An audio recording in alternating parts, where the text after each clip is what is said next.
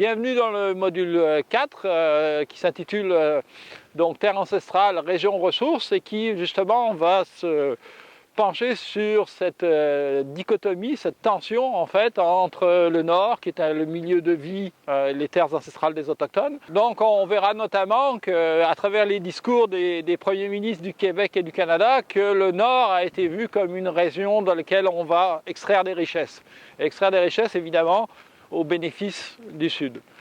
Mais parce que le Nord était vu comme une terra nullius, une terre qui appartenait à personne et où on pouvait se servir et prendre les minéraux ou les richesses.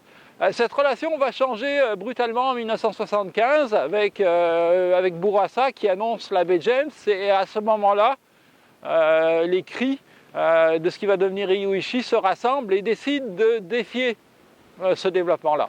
Ça veut dire qu'ils vont déposer une injonction qu'ils vont gagner et ils vont obtenir une reconnaissance de leurs droits. Et on va en discuter un peu dans ce cours parce qu'il faut bien comprendre, les droits autochtones sont au cœur en fait du développement de cette région-là à bien des égards.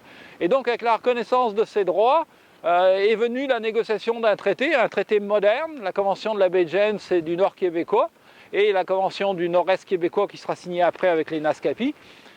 Et ce premier traité signé avec les Inuits et les Cris vont marquer cette région-là. En fait, c'est le départ de la création de deux nouvelles régions, le Nunavik et Inuit, dont on verra ça plus tard dans les modules, mais qui vont en fait marquer une trajectoire géopolitique particulière du Nord québécois qu'on ne retrouve pas dans les autres Nords provinciaux au Canada.